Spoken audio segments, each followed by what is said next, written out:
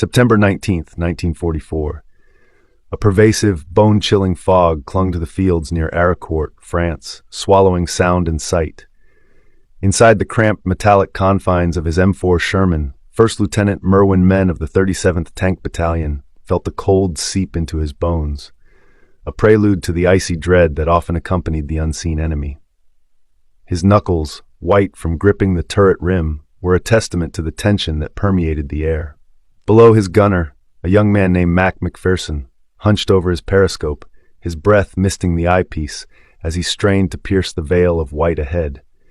Every rustle of leaves, every distant murmur of an engine was magnified, a potential harbinger of the formidable German Panthers they had been warned about.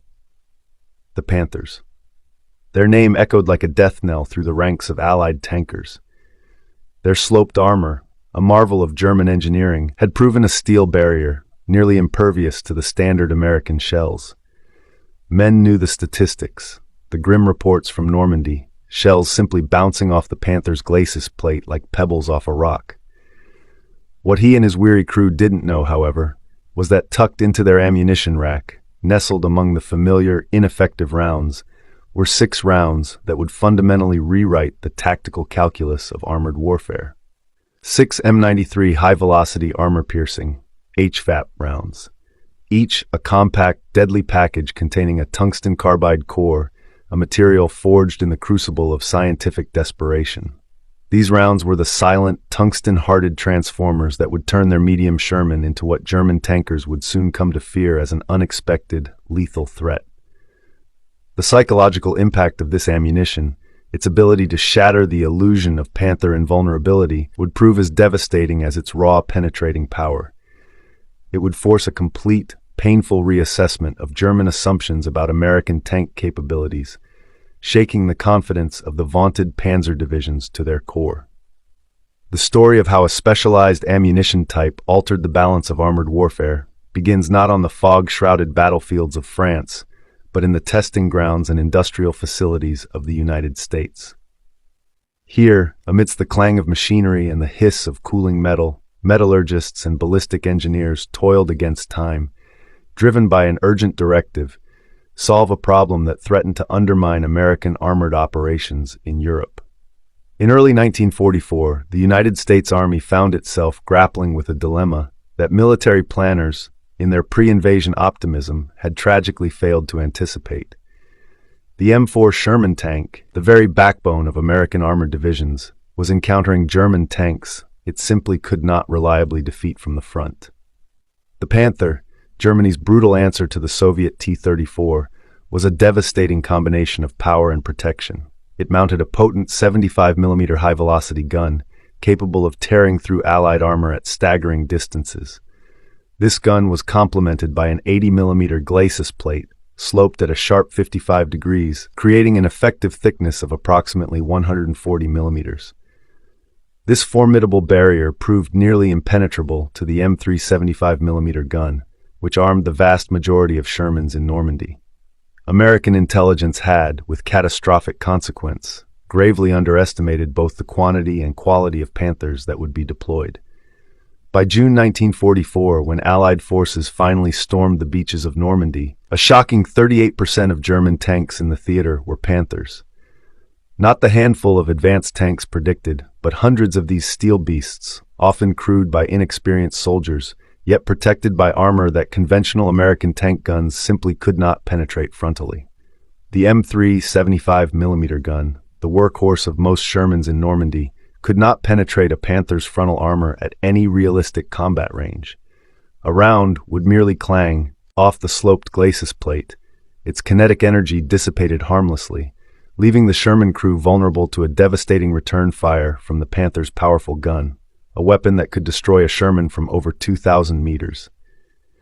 Even the improved 76mm M1 gun, which began to reach units in July 1944, struggled desperately against Panther armor. Using standard M62 armor-piercing capped rounds, the 76mm could penetrate a mere 109 millimeters of armor at 1,000 meters at 0 degrees obliquity. While this was sufficient against the thinner-skinned Panzer IV and many German assault guns, The Panther's sloped frontal armor remained effectively immune. The 76mm could penetrate the Panther's gun mantlet, a relatively smaller and tougher target, but only at extremely close range, typically under 100 meters, a suicidal distance at which the Panther's overwhelming advantages in firepower made engagement a death sentence. The problem, as it became agonizingly clear, was not the gun itself, but the ammunition it fired. The deployment of the 76mm gun itself had been a saga of bureaucratic hesitation and belated recognition, a story steeped in a painful learning curve. The first M4 Shermans mounting the new, more powerful 76mm M1 gun rolled off production lines with the hope of a brighter future in January 1944. These M4A1 76 Shermans arrived in Britain on April 10, 1944, with 130 tanks delivered, seemingly ready to tip the scales for the impending Normandy invasion. Yet, despite their availability, a fateful decision was made. American commanders refused to deploy these improved tanks on D-Day. The reasons, in hindsight, were a cascade of misjudgments and logistical fears. Crews lacked adequate training time on the new, more complex weapon system. Logistical concerns about maintaining two different ammunition types, the 75mm and 76mm, complicated supply planning, a fear that would later prove tragically ironic. Most critically, a dangerous belief persisted among commanders that the existing 75mm gun would prove entirely adequate for the expected German opposition. This proved to be a catastrophic miscalculation, paid for in American blood and shattered steel. By early July 1944, field reports from Normandy began painting a grim, undeniable picture. The complaints about the 75mm gun's utter ineffectiveness against German armor reached the highest echelons, landing squarely on the desk of General Dwight Eisenhower on July 2nd. His response, documented in multiple historical accounts, captured the command-level frustration and dawning realization of the severity of the problem. "You mean our 76 won't knock these Panthers out?" "Why? I thought it was going to be the wonder gun of the war." The full quote, as recorded by witnesses, continued with stronger language, expressing his barely suppressed anger that ordnance had, in his words, assured him the 76mm would take care of anything the Germans had. A board, hastily convened on July 12, 1944, determined officially what tank crews already knew from bitter experience. Standard American weapons, as they currently stood, could not defeat Panthers frontally. General Omar Bradley, recognizing the dire situation, immediately ordered the 76mm Shermans rushed from Britain to the blood-soaked front lines. On July 25, 1944, during the pivotal Operation Cobra, 102 M4A1 76 tanks finally made their combat debut. The initial engagement reports were sobering, a harsh dose of reality. While the 76mm represented a clear improvement over the 75mm, it still struggled against Panther frontal armor at realistic combat ranges. Sherman crews quickly learned, through brutal trial and error, that they still needed to maneuver for flank shots or target the Panther's notoriously tough gun mantlet at dangerously close range, neither option being tactically desirable when facing a tank that could destroy them from 2,000 meters away with contemptuous ease. The solution lay not in bigger guns, but in a radical shift in metallurgy and physics. By July 1944, American ordnance engineers had developed a revolutionary projectile, the T4 round, later standardized as the M93 HVAP. High-velocity armor-piercing ammunition represented a fundamental departure from conventional armor-piercing design, a true paradigm shift. The projectile consisted of a tungsten carbide core, one of the hardest and densest materials known, surrounded by a lightweight aluminum body and a streamlined ballistic windshield. This ingenious design concentrated the projectile's kinetic energy into a smaller, incredibly dense penetrator, while drastically reducing the overall weight of the round. The result was nothing short of dramatic. The M93 round achieved a blistering muzzle velocity of 1,036 meters per second, a staggering increase compared to the 792 meters per second of the standard M62 round. This 244 meters per second velocity increase translated directly, brutally, into penetrating power. At 1,000 yards, approximately 914 meters, the HVAP round could penetrate an astonishing 160 millimeters of armor at 10 degrees obliquity.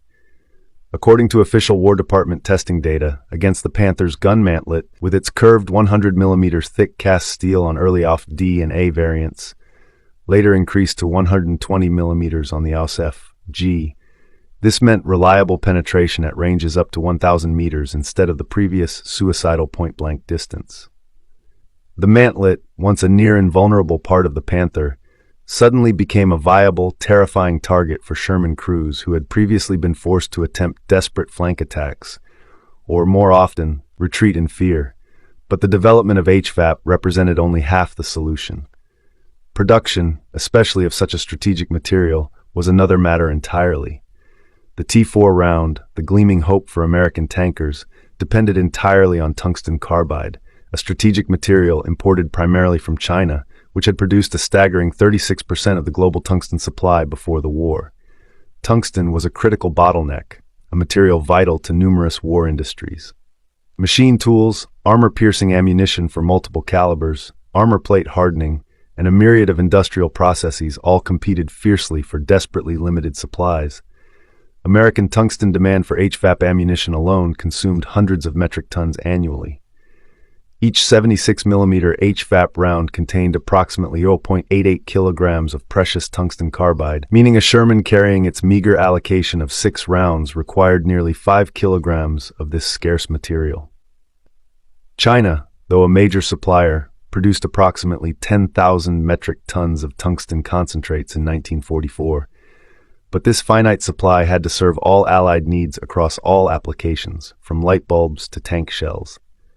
The United States supplemented Chinese imports with domestic production from limited deposits in Colorado, Nevada, and California, but total availability remained agonizingly constrained. Germany's tungsten position was far worse, a dire strategic weakness. Swedish imports, their primary source, declined sharply as the war turned irrevocably against the Reich, and domestic production remained minimal. By 1945, German factories desperately hoarded what little tungsten they could acquire for machine tools, vital for aircraft engine production, ensuring that Panther crews received only standard, less effective ammunition.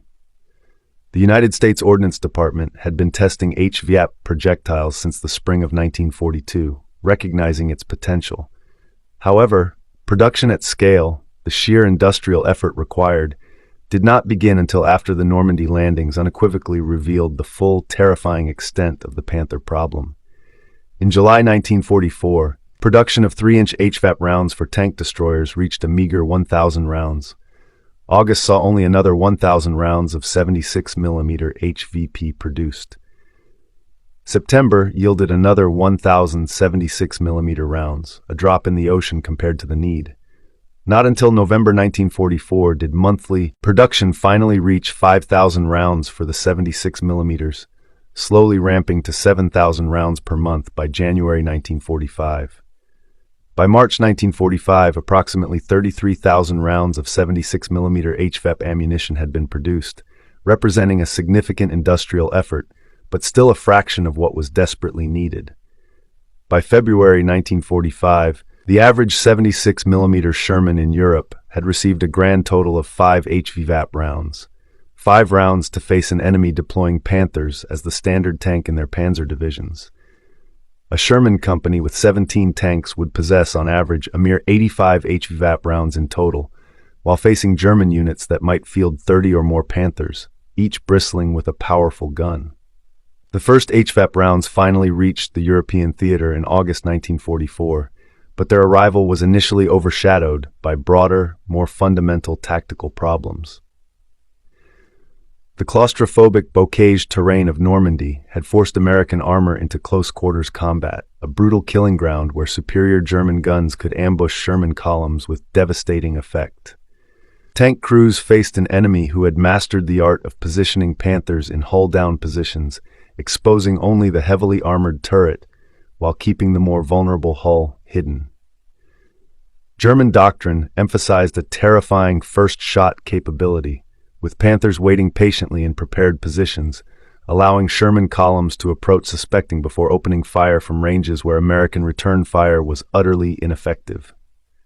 The psychological impact on American tank crews was severe, corrosive. Crews nicknamed the Sherman the Ronson Lighter, a grim joke, claiming it lit on fire every time. While post-war analysis showed this reputation was exaggerated, the terrifying perception shaped behavior. Tank commanders who spotted Panthers often chose wisely to call for artillery or air support rather than engage directly, ceding tactical initiative to an enemy who, they believed, could only be defeated with overwhelming external assistance. The arrival of HVAP rounds began changing this calculus, but slowly, hampered by the agonizing scarcity of the ammunition and the critical lack of training on its true capabilities and crucial limitations. The first widespread combat test of HVAP ammunition came not in Normandy's suffocating bocage, but in the open, rolling country of Lorraine, where American armored divisions had finally broken out, stretching their lines into terrain that, ironically, now favored German defensive tactics.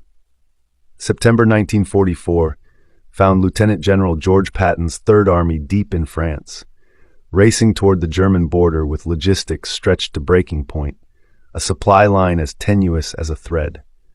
The 4th Armored Division, one of the most effective and aggressive American armored formations, had advanced with audacious speed, seizing a vital bridgehead over the Moselle River near Aricourt. German High Command, now thoroughly alarmed, recognized the existential threat. If Patton's armor reached the Rhine and crossed into Germany proper, the industrial heart of the Reich would be exposed, laid bare. General Hasso von Manteuffel's 5th Panzer Army received urgent orders: counterattack, destroy the American bridgehead, and decisively push back Patton's daring advance. The German force assembled for this desperate attack appeared, on paper, overwhelmingly superior. It included 2 newly formed panzer brigades, the 111th and 113th, equipped primarily with brand-new Panther tanks, fresh from German factories. The 2 brigades together fielded approximately 150 tanks against Combat Command A of the 4th Armored Division, which possessed roughly 50 Sherman tanks. The 113th Panzer Brigade alone entered battle with approximately 90 tanks and assault guns in both battalions combined, including 42 Panthers and 40 Panzer IVs. German planners, blinded by the perceived technical superiority of their panzers, anticipated a rapid, decisive victory. The Panthers' technical advantages, they believed, should compensate for any American advantages in logistics or air support. They were fundamentally, catastrophically mistaken. The Battle of Aricourt, fought over 11 brutal days from September 18th to 29th, would become the largest tank engagement fought by American forces until the grim crucible of the Battle of the Bulge. More importantly, it would demonstrate with shocking clarity that American tank crews, properly trained and equipped, could defeat technically superior German armor through superior tactics, devastating combined arms coordination, and the judicious, deadly use of high-velocity, armor-piercing ammunition. The morning of September 19th dawned with a thick, impenetrable fog blanketing the rolling terrain around Aricourt, shrouding the battlefield in an eerie silence. German reconnaissance was virtually non-existent, their forward elements advancing blindly. The panzer brigades, lacking proper scouting units and relying on the perceived invulnerability of their tanks, advanced in tightly packed column formations, a tactical error that veteran American tankers would immediately brutally exploit. At approximately 8 a.m., elements of the 113th Panzer Brigade finally penetrated American outposts east and south of Aricourt. The German tanks, factory new Panthers, with inexperienced, often green crews, moved forward with a terrifying momentum, but their column formation was a death trap. Captain Kenneth R. Lameson's C Company, 37th Tank Battalion, held positions along key approaches to Aricourt. Their Shermans dug in, waiting. His crews had been briefed, their nerves taut, on the HVAP rounds in their ammunition racks, 6 rounds per tank. Use them wisely, the briefing had emphasized, its words echoing in their ears, against Panther turrets or mantlets at ranges where velocity remained sufficient for penetration. The fog that had so utterly hindered German reconnaissance now worked decisively in favor of the American defenders. A section of Lameson's Shermans occupied concealed positions south of the village when the first Panther materialized from the mist, a phantom of steel, barely 75 meters away. At this range, the Panther's superior long-range gunnery meant absolutely nothing. The American gunner, his heart pounding, fired instantly. The HVAP round, a whisper of death traveling at over 1,000 meters per second, struck the Panther's gun mantlet with a sickening thud. The tungsten carbide core, like a miniature, white-hot drill bit, punched through the curved cast steel and detonated the ammunition stored directly beneath the gun breech. The Panther exploded with a deafening roar, its mighty turret lifting slightly from the force of the secondary detonation, a pillar of fire erupting into the mist. Two more Panthers emerged from the swirling fog in quick succession, their crews disoriented, unprepared. Both were destroyed within seconds, their crews having no time to effectively return fire in the limited visibility. The remaining German tanks, their crews shocked and terrified, turned away in disarray, stunned by the sudden, inexplicable loss of 3 Panzers to what they had been told were inferior American tanks. Throughout the morning of September 19th, similar, brutal engagements erupted across the Aricourt sector. American tanks, using the fog as a cloak of concealment, engaged Panthers at ranges where HVAP rounds were most devastatingly effective. The German tactical deployment proved disastrously flawed. Advancing in column without proper reconnaissance, Panther crews repeatedly exposed their thinner side armor to devastating American flanking fire. Near Aricourt's command post, a platoon of M18 Hellcat tank destroyers, also equipped with 76mm guns and their own precious HVAP ammunition, engaged German armor at close range. The fast-moving tank destroyers, with their open-top turrets, proved devastatingly effective in the close-range, fog-shrouded combat, striking with lightning speed before vanishing back into the mist. By noon, as the fog began to lift, American forward artillery observers could finally coordinate punishing fire with the defending tank companies, painting targets for the unseen gunners. P-47 Thunderbolt fighter bombers of the 4th and 5th Fighter Group, released from their weather-imposed inactivity, arrived overhead, diving through gaps in the clouds to strike German armor with rockets and machine guns, adding a terrifying aerial dimension to the slaughter. The combination of American advantages became shockingly clear. While the Panther possessed superior armor and firepower as an individual weapon system, American forces employed combined arms tactics as a standard, deeply ingrained doctrine. German tanks advanced without adequate artillery support, without air cover, without infantry to clear American defensive positions, a fatal oversight. American forces, by contrast, coordinated armor with artillery, overwhelming air power, infantry, and tank destroyers in an integrated fluid system that systematically overwhelmed German technical advantages. When Panthers encountered these prepared, integrated defenses, they were destroyed piecemeal despite their theoretical superior capabilities. The HVAP ammunition did not magically make Sherman tanks equal to Panthers in purely technical specifications, but warfare, as the Americans understood, is not conducted according to technical specifications alone. Tanks are destroyed by skilled crews who exploit vulnerabilities under brutal combat conditions.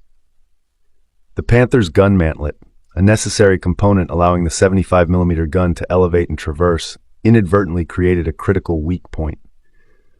The junction between turret and hull, the thinner side armor, the engine deck, all represented targets that HVAP-equipped Shermans could now engage successfully at combat ranges that previously had been suicidal. More devastating to German morale than the physical destruction was the psychological impact of discovering their armor was no longer invulnerable. Panther crews had been rigorously trained to believe their tanks could not be penetrated frontally by American fire. Intelligence briefings, confidently delivered, emphasized the Sherman's inadequate firepower. Crews were told, with absolute certainty, that as long as they kept the front toward the enemy, they were safe, encased in an impenetrable shell. The first Panther commanders to watch, in horror, as Sherman rounds punched through their mantlets and detonated ready ammunition, learned otherwise, a brutal, terrifying lesson. Survivors of such encounters carried that knowledge, that newfound vulnerability, back to their units, spreading a chilling awareness that American tanks now possessed ammunition capable of defeating Panthers, shattering the illusion of safety. By the afternoon of September 19th, German tank commanders were reporting frantic messages back to headquarters. American Shermans possessed new, more powerful ammunition. The reports were confused, contradictory, born of fear and bewilderment. Some claimed the Americans had secretly deployed tank destroyers with powerful 90mm guns. Others suggested the British had mysteriously provided 17-pounder Firefly tanks to American units. The truth, that American industry had developed specialized ammunition that partially negated the Panther's armor advantage, was far more troubling to German planners than any of these wild theories. It meant that American industrial capacity, a force they had continually underestimated, could respond to urgent tactical problems faster, more effectively, than German industry could possibly counter them. It meant that not only were American tanks more numerous and better supported logistically, but they were now equipped with ammunition that partially negated Germany's carefully engineered technical advantages in armor protection. The fighting, a grinding, brutal melee, continued through September 22nd, when the major German offensive efforts finally stalled, their momentum broken. American forces had destroyed or disabled approximately 86 German tanks and assault guns, a devastating toll. American losses, by contrast, stood at 25 Sherman tanks and 7 tank destroyers. The kill ratio, a stark measure of effectiveness, heavily favored the Americans despite their technical disadvantage in individual tank performance. The Battle of Aricourt represented not just a tactical victory, but a psychological watershed, a turning point in the confidence of both sides. American tank crews learned that they could defeat Panthers without waiting for specialized tank destroyers or overwhelming air support, that they possessed the tools to fight back. German crews, on the other hand, lost the psychological security, the bedrock of their confidence, of believing in absolute frontal invulnerability. The German perspective on Aricourt was one of profound confusion and bitter recrimination. The 113th Panzer Brigade, which had entered battle with approximately 90 tanks and assault guns, could muster fewer than 20 operational vehicles by September 29th, a catastrophic decimation. German after-action reports struggled desperately to explain the crushing defeat. The technical superiority of the Panther was, on paper, undeniable.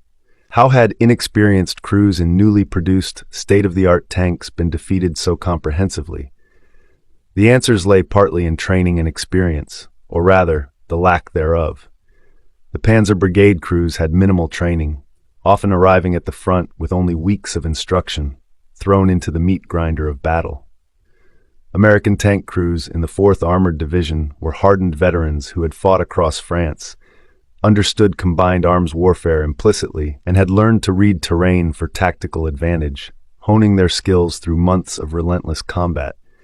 But training alone did not fully explain the scale of Panther losses, particularly the penetrations that, by all German calculations, should not have been possible with standard American ammunition. German intelligence officers meticulously examining destroyed Panthers found entry holes smaller than expected, suggesting a sub-caliber projectile, something entirely new. Examination of unexploded rounds recovered near disabled tanks revealed the terrifying truth: the Americans had deployed tungsten-core ammunition. This discovery had profound strategic implications, sending a chill through the German high command. Germany itself had developed similar ammunition, the Pesach 40, which also used tungsten cores to improve penetration. But German tungsten supplies were critically limited by late 1944, with what little they had focused on machine tools needed for industrial production rather than ammunition. If Americans could field specialized tungsten-core ammunition in quantities sufficient to distribute to frontline tank units, it demonstrated an industrial capacity and resource access that Germany could not, by any stretch, match. Not only were American tanks more numerous and better supported logistically, but they were now equipped with ammunition that partially negated Germany's carefully engineered technical advantages in armor protection. The impact of HVAP ammunition extended far beyond the immediate tactical results at Aricourt.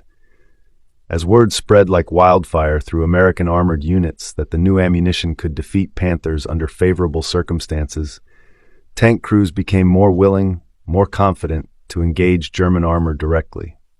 The psychological paralysis that had affected some units during the difficult Normandy fighting began to dissipate, replaced by a cautious but growing resolve. Crews still respected the Panther's capabilities, its monstrous gun and thick armor, but no longer felt utterly helpless against it. This crucial shift in morale proved pivotal for subsequent operations. A crew that believes it can fight will engage aggressively, seeking advantageous positions and taking calculated risks. A crew that believes it is irrevocably outmatched will hesitate, ceding initiative and ultimately victory to the enemy. HVAP ammunition, though in critically short supply, provided American tankers with a weapon that allowed them to fight Panthers on more equal, more hopeful terms. Even crews that had never fired an HVAP round benefited psychologically from knowing the ammunition existed and might be available when most desperately needed. Commanders were forced to make agonizing prioritization decisions with the limited HVAP supply, a constant, frustrating dilemma. Tank destroyers, whose mission focused specifically on anti-tank combat, received preferential allocation, deemed the primary Panther killers. Sherman tanks, with their dual role of supporting infantry and engaging armor, often received fewer rounds despite encountering enemy tanks more frequently, creating a bitter operational tension. This allocation system, managed at multiple command levels from Army down to battalion, often resulted in crippling inefficiencies. Some units received more HVAP than they could immediately use, their precious rounds gathering dust, while others exhausted their supply within days and received no resupply despite urgent, desperate requests. When German forces launched their surprise, desperate offensive in the Ardennes in December 1944, the infamous Battle of the Bulge, American tank units faced renewed, intense pressure. The battle saw hundreds of Panthers and Tiger tanks deployed in brutal winter conditions that favored defensive fighting and severely limited Allied air superiority due to poor weather. American Sherman crews relied heavily on their scarce HVAP ammunition to engage German heavy armor, often as a last resort. The shortage became critical within days of heavy fighting. Some units exhausted their HVAP supply completely and found resupply requests going tragically unfulfilled, as logistical networks struggled desperately to deliver ammunition through snow-blocked roads, disrupted and cut off by German advances. Yet even in the difficult, brutal fighting of the Ardennes, American forces demonstrated that tactical skill and combined arms coordination could compensate for technical disadvantage. Tank crews coordinated closely with infantry, using bazooka teams to disable Panthers from close range, while Shermans provided covering fire, suppressing enemy infantry. Artillery forward observers called in time-on-target missions that damaged optics, disabled tracks, and killed exposed crew members even when shells could not penetrate armor, a psychological and physical hammer blow. Air support, when weather finally permitted in late December and January, proved devastatingly effective against German armor concentrated on approach roads, turning them into burning wrecks. The Battle of the Bulge ended with German armored forces shattered, having lost hundreds of irreplaceable tanks and experienced crews in a desperate offensive that failed to reach its objectives, a final, futile gasp. By early 1945, the strategic picture had shifted decisively and irreversibly in Allied favor.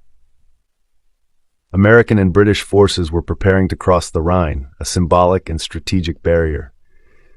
Soviet armies were advancing inexorably from the east, having shattered German defensive lines in massive winter offensives. Germany's industrial capacity was collapsing under combined strategic bombing, the loss of territory containing critical resources and manufacturing facilities, and severe systemic shortages of raw materials, including fuel and, critically, tungsten. Panther production, which had reached 3,900 units in 1944, fell sharply in early 1945 as factories were bombed into rubble, transportation networks disrupted beyond repair, and raw materials simply became unavailable. Even when Panthers were produced, fuel shortages often kept them immobile, static targets. German tank units in the final months frequently abandoned tanks, not because of combat damage, but because they had no fuel to operate them, a bitter, humiliating end. The technical limitations of HVAP, while less publicized than its dramatic successes, deserve examination for historical completeness. The tungsten carbide core, while excellent at penetrating armor when conditions were favorable, was inherently brittle. Below certain impact velocities, approximately 2,300 to 2,500 feet per second, the core could shatter on contact rather than penetrating, turning a precious round into useless shrapnel. This meant that HVAP effectiveness declined significantly at longer ranges where velocity had decreased. The effective range against Panther mantlets, the ideal target, was approximately 1,000 meters. Beyond this distance, the probability of the core shattering on impact increased substantially, rendering it impotent. American tankers learned these crucial limitations through harsh combat experience, sometimes tragically. Crews that fired HVAP at Panthers beyond effective range wasted scarce ammunition and often provoked devastating return fire from German guns that remained effective at much longer ranges, a fatal miscalculation. Training on proper HVAP employment was often minimal, a recurring theme, as the ammunition arrived at frontline units faster than training materials could be developed or disseminated. Many crews learned effective employment techniques through brutal trial and error under combat conditions, a costly education. Sergeant Francis Baker's documented experience on November 20, 1944, illustrated both the immense potential and the inherent limitations of HVAP in actual combat. His Sherman, equipped with a 76mm gun and carrying its precious HVAP rounds, engaged a Panther at approximately 800 yards. Baker's gunner fired at least 7 rounds, with multiple hits observed on the Panther's side armor. To Baker's intense frustration, the rounds bounced off without achieving penetration. The engagement demonstrated unequivocally that even HVAP had significant limits against sloped armor at oblique angles, a reminder that it was not a magical solution. The Panther, perhaps unnerved by the persistent hits, withdrew from the engagement rather than continuing the fight. So the action was not a complete tactical failure, but it powerfully reminded Sherman crews that HVAP was not a panacea. Proper tactics, careful shot placement, accurate range estimation, and advantageous angles of engagement remained absolutely critical factors. HVAP gave American tankers significantly better odds, but ultimate success still required immense skill and sound judgment. The post-war analysis of HVAP ammunition revealed both its successes and crucial limitations with stark clarity. Against the Panther's gun mantlet at ranges up to 1,000 meters, HVAP was highly effective when hits were achieved, reliably penetrating and often causing catastrophic secondary explosions, a truly devastating outcome. Against the glacis plate, results were uniformly poor except at very close ranges and exceptionally favorable angles. The extreme slope meant that tungsten-core rounds traveling at high velocity often ricocheted harmlessly or shattered on impact, a testament to the Panther's brilliant design. This meant Sherman crews still needed to maneuver for advantageous shot angles, flanking Panthers when tactically possible, a constant, dangerous ballet. The ammunition did not make Sherman tanks technical equals to Panthers, but it gave American crews a fighting chance in engagements where previously they had little hope of frontal penetration, a tangible, life-saving difference. The Korean War, beginning in June 1950, provided another crucial combat test of HVAP effectiveness, a second act for the ammunition. American Sherman tanks, now primarily the M4A3E8 variant armed with 76mm guns, faced Soviet-built T-34-85 tanks in North Korean and later Chinese service. Unlike the situation in Europe, where HVAP had been critically scarce, by 1950, tungsten supplies were no longer constrained by competing wartime demands and substantial stocks were readily available. American tank crews in Korea found that HVAP rounds easily penetrated T-34-85 armor at normal combat ranges. The T-34-85, while a capable design, possessed armor protection significantly inferior to the Panther. Its 90mm thick turret front and 45mm thick glacis plate simply could not resist tungsten-core projectiles fired at high velocity from 76mm guns. American Shermans in Korea achieved remarkably favorable exchange ratios against communist armor due partly to superior crew training, but also significantly to the plentiful availability of HVAP ammunition. The vindication of the 76mm Sherman in Korea was bittersweet for veterans of European combat. The ammunition that could have been more widely employed in Europe, potentially saving countless lives and tipping earlier battles, proved devastatingly effective in Asia when supply constraints no longer limited employment. The German perspective on American HVAP ammunition, gathered from painstaking post-war interrogations and examination of captured documents, revealed grudging professional respect and deep, lingering frustration. German ordnance officers recognized with a bitter taste that American industry had solved the tungsten-core ammunition problem more successfully than German manufacturers, despite Germany having pioneered the underlying technology. While Germany had developed tungsten-cored ammunition with the Panzergranate 40 series, production limitations meant these rounds were never available in sufficient quantities to truly affect battlefield outcomes. American production of HVAP, though also limited by tungsten scarcity, still exceeded German capability substantially by late 1944, a testament to industrial might. German tank crews interviewed after the war frequently mentioned American ammunition improvements as a significant factor that drastically complicated their tactical situation. The knowledge that Sherman tanks could penetrate Panther mantlets at combat ranges meant German crews could no longer simply rely on frontal armor for protection. This forced more cautious tactics, slower advances, and greater reliance on defensive, hull-down positions. But defensive warfare ceded initiative to American forces, allowing them to employ combined arms tactics that negated German advantages and slowly strangled their operations. The psychological impact of losing armor and vulnerability contributed profoundly to the increasingly defensive mindset that characterized German armored operations in 1945, a retreat into fear. Technical analysis of HVP projectiles recovered from German tank wrecks provided German engineers with a detailed, unsettling understanding of American ammunition design.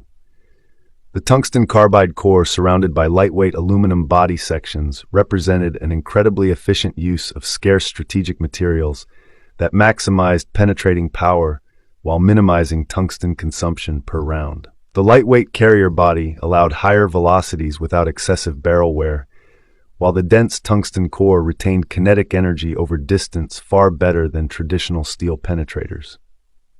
German engineers recognized these undeniable advantages, but they tragically lacked the industrial capacity and material resources to respond with similar developments.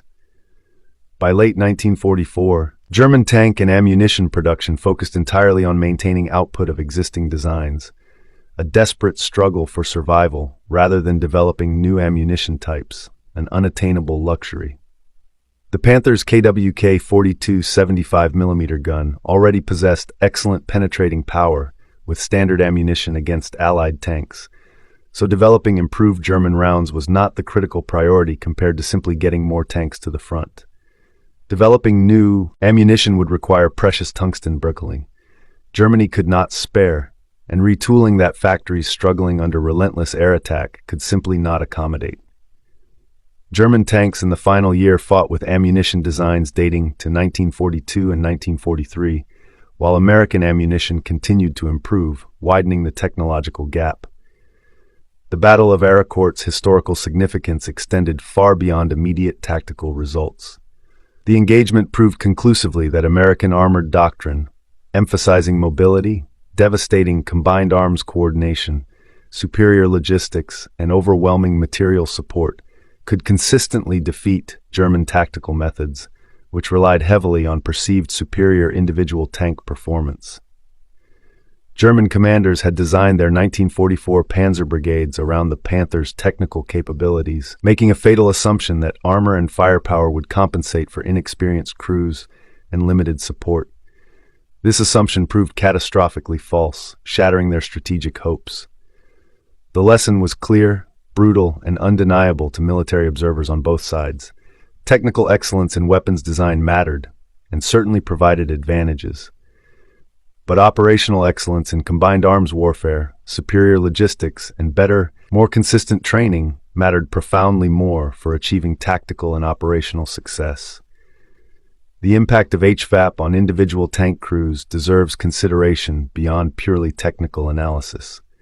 For American tankers who had faced Panthers with only standard ammunition during the difficult, terrifying Normandy fighting, the arrival of HVAP represented a tangible, desperately needed hope. The ammunition did not eliminate the Panther threat, but it provided a tool that offered reasonable chances of achieving penetration under favorable circumstances. This psychological boost contributed directly to improved performance and more aggressive, confident tactics. For German tankers, the knowledge that American tanks now posed a credible frontal threat fundamentally altered their tactical calculations, stripping away their perceived invulnerability. Otto Carius, a highly decorated German tank ace who commanded Tiger tanks and survived the war, wrote extensively in his post-war memoirs about the profound psychological impact of facing enemies who could penetrate his armor. The sense of invulnerability that thick armor provided was absolutely crucial to crew morale and aggressive tactics. When that sense eroded, Carius observed, crew performance suffered measurably, visibly. Panther crews facing HVAP-equipped Shermans experienced this erosion of confidence firsthand, a corrosive fear. The mantlet, once a point of pride, became a known vulnerability that competent American crews could and would exploit. This knowledge made Panther crews demonstrably more cautious, slower to engage, and generally less willing to take tactical risks, creating a ripple effect across the battlefield. The strategic implications of HVAP development extend to broader questions about technological competition in modern warfare and the crucial, often decisive, importance of industrial capacity. Both American and German research establishments possessed competent engineers and a sophisticated understanding of ballistics and armor penetration. Both recognized the immense value of tungsten-core ammunition early in the war, and both developed functional designs. The critical difference came down to industrial capacity and resource availability rather than mere scientific knowledge. American industry, once fully mobilized, could produce HVAP in quantities sufficient to influence battlefield outcomes meaningfully, though never enough to fully equip all units. German industry, by contrast, could barely produce enough to conduct testing, a stark measure of their strategic weakness. This pattern repeated across numerous weapon systems throughout the war. Germany developed sophisticated and often technically superior weapons, marvels of engineering, but could not produce them in quantities that affected strategic outcomes. American industrial capacity, a relentless, overwhelming force, produced less sophisticated but highly effective equipment in overwhelming numbers. The M4 Sherman was objectively not the best tank of World War II by most technical measures, a fact often debated by enthusiasts, but American factories produced approximately 49,324 of them, compared to approximately 6,132 Panthers. This staggering 8:1 production ratio, combined with ammunition improvements like HVAP that drastically reduced the technical gap, proved strategically decisive, overwhelming German quality with sheer quantity. The post-war careers of veterans who fought at Aracourt reflect the enduring impact of these combat experiences on military thinking. Lieutenant Colonel Creighton Abrams, who commanded the 37th Tank Battalion at Aracourt with distinction, rose to become United States Army Chief of Staff and, in a lasting tribute, gave his name to the M1 Abrams main battle tank. The lessons Abrams learned about combined arms warfare, the critical importance of crew training, and the absolute necessity of adequate ammunition influenced his entire career, and the doctrine he helped develop for generations to come. The M1 Abrams, his namesake, was deliberately designed with a powerful 120mm smoothbore gun and sophisticated ammunition types, including depleted uranium penetrators that serve functionally the same role HVAP served in World War II, a direct lineage. German veterans of Panther units who survived the war and later joined the West German Bundeswehr brought different but equally important lessons from their bitter experiences. They had personally experienced the devastating limitations of possessing technological superiority without the industrial base and logistics to support it. Bundeswehr armor doctrine during the Cold War emphasized quality and training, while explicitly recognizing that West Germany could not match Soviet numerical superiority in a conventional war. But Bundeswehr planners, profoundly informed by their wartime experience, also emphasized ammunition effectiveness as a top priority. The Leopard 1 and later Leopard 2 main battle tanks used sophisticated ammunition designs, a direct result of the realization that ammunition technology and crew training mattered as much, if not more, than armor thickness alone. The conclusion of World War II in Europe, marked by Germany's unconditional surrender on May 8, 1945, ended the immediate tactical need for HVAP ammunition against Panthers. American ordnance officers systematically examining destroyed vehicles found clear evidence of HVAP penetrations on some wrecks, grimly confirming the ammunition's effectiveness under favorable conditions while meticulously noting its limitations. Panthers hit by HVAP typically showed penetrations through the mantlet or turret face when struck at favorable angles, but rarely through the glacis plate, which remained stubbornly resistant, a testament to its design. This pattern validated American tactical doctrine that emphasized flanking maneuvers and creating favorable engagement angles, lessons hard-won in combat. The comprehensive post-war analysis concluded that while HVAP meaningfully improved Sherman capabilities against heavy German armor, the truly decisive factors remained overwhelming numerical superiority, vastly better logistics, complete air superiority, superior artillery support, and a more effective operational doctrine, all working in concert. The transformation of American tank crews from mid-1944 to early 1945 reflected the cumulative impact of combat experience, improved equipment availability, and growing familiarity with specialized ammunition, including HVAP. Crews that landed in Normandy in June 1944 often felt genuinely apprehensive, even terrified, about facing German armor, particularly the monstrous Panthers and Tigers. By early 1945, after months of sustained, brutal combat, significant training improvements, increased availability of the more capable 76mm Shermans, and growing familiarity with HVAP ammunition, American tankers approached engagements far more confidently, with a renewed sense of purpose. This psychological shift had direct, profound tactical consequences. Confident crews fought more aggressively, took calculated risks when opportunities appeared, and exploited tactical advantages with daring. While HVAP ammunition alone did not create this sweeping transformation, its availability and proven effectiveness contributed meaningfully, crucially, to improved American armored force morale and dramatically enhanced tactical performance. The legacy of HVAP development continues to influence modern ammunition design to this very day. American armor doctrine from 1945 onward consistently emphasized ammunition effectiveness as a critical component of tank design, recognizing it as a force multiplier. Modern tank ammunition uses depleted uranium or tungsten alloy penetrators, materials chosen for essentially the same density and hardness properties that made tungsten carbide so effective in World War II. The underlying principle remains constant, etched into the science of ballistics. Concentrate maximum kinetic energy into a small, extremely dense projectile moving at the highest achievable velocity. The continuity from 1944 to present-day armor-piercing, fin-stabilized, discarding sabot APF-SDS ammunition illustrates how foundational lessons from World War II continue to directly influence military technology, a constant evolution driven by past conflicts. Soviet and later Russian tank ammunition development followed remarkably similar paths, independently recognizing that armor-piercing capability depends heavily on projectile material properties and kinetic energy delivery. The global tank ammunition industry had its technological roots in the HVAP experience, where engineers first demonstrated conclusively that specialized ammunition, when applied intelligently, could partially overcome armor protection advantages. September 19, 1944, when First Lieutenant Merwin Men's Sherman crews first engaged Panthers with HVAP ammunition at Aracourt, marked a genuine turning point in the psychological balance of armored warfare.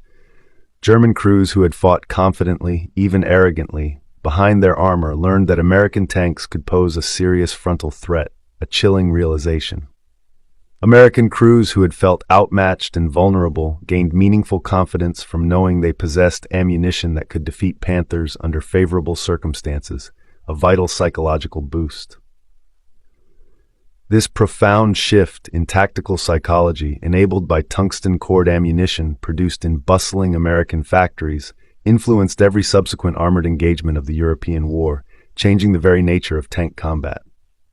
HVAP ammunition, though never available in desired quantities, provided enough improved capability to transform American tank crews from uncertain defenders into confident attackers willing to engage German armor directly. The crews who fired those first HVAP rounds in combat, watching tungsten cores punch through armor that had seemed invincible, demonstrated that industrial capacity and material science applied intelligently to urgent tactical problems could overcome seemingly insurmountable technical disadvantages. This fundamental lesson, learned at considerable cost on battlefields across Europe, remains directly relevant for military planners facing the technological challenges of modern warfare, a timeless testament to innovation and adaptation under pressure.